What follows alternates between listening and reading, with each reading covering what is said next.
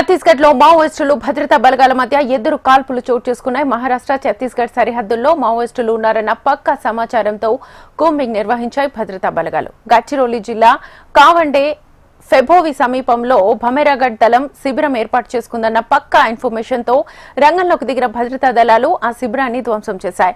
భద్రతా దళాల కాల్పులతో విరుచుకుపడడంతో అప్రమత్తమైన మావోయిస్టులు అక్కడి నుంచి పరారయ్యారు. బలగాల కాల్పుల్లో పలువురికి తీవ్ర గాయాలైనట్లు సమాచారం. ఘటనా స్థలంలో భారీగా ఆయుధాలు స్వాధీనం చేసుకున్నాయి భద్రతా దళాలు. మావోయిస్టుల కోసం సెర్చ్ ఆపరేషన్ కొనసాగుతోంది.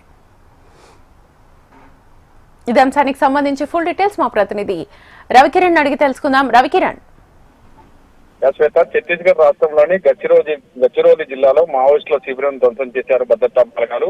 మహారాష్ట్ర ఛత్తీస్గఢ్ సరిహద్దులో ఉన్నటువంటి బమేరగఢ దళం సంబంధించి మావోయిస్టులు ఇటీవలే కావండే ఫేఓబి సమీపంలో ఒక శిబిరాన్ని ఏర్పాటు చేసినట్టుగా పోలీసు భద్రతా బలగాలకు ఇంటెలిజెన్స్ రిపోర్ట్ వచ్చింది. ఈ నేపథ్యంలో భద్రతా బలగాలు నిన్న మధ్యాహ్నం నుంచి కూడా పెద్ద ఎత్తున ఆ ప్రాంతంలో పెద్ద ఎత్తున సెర్చ్ ఆపరేషన్ చేస్తున్నాయి. ఈ నేపథ్యంలోనే మావోయిస్టులకు భద్రతా బలగాలకు మధ్య ఈ రోజు ఉదయం పెద్ద ఎత్తున కాల్పులు చోటు చేసుకున్నాయి. అటవీ ప్రాంతంలో పెద్ద ఎత్తున కాల్పులు జరగడంతో చాలా మంది మావోయిస్టుల సంఘటనా స్థలం నుంచి శిబిరం నుంచి కూడా పారిపోయినట్టుగా పోలీసు వర్గాల నుంచి అయితే తెలుస్తుంది. అటవీ ప్రాంతంలో ఇంకా గాలింపు అయితే కొనసాగుతుంది. ప్రస్తుతం అయితే 2 ఆయుధాలు, అట్లాగే డెటోనేటర్లు, సజీవ గుండ్లు, భారీగా మావోయిస్టులకు సంబంధించిన సామాగ్రి, సాహిత్యాన్ని కూడా పోలీసులు స్వాధీనం చేసుకున్నారు. ఎన్కౌంటర్ లో పలువురు మావోయిస్టులు గాయపడినట్టు కూడా చెప్తున్నారు. సహచరులు వారందరినీ కూడా తీసుకెళ్లినట్టుగా చెప్తున్నారు. ప్రస్తుతం అయితే ఇంకా మావోల కోసం అయితే సెర్చ్ ఆపరేషన్ కంటిన్యూ అవుతుంది.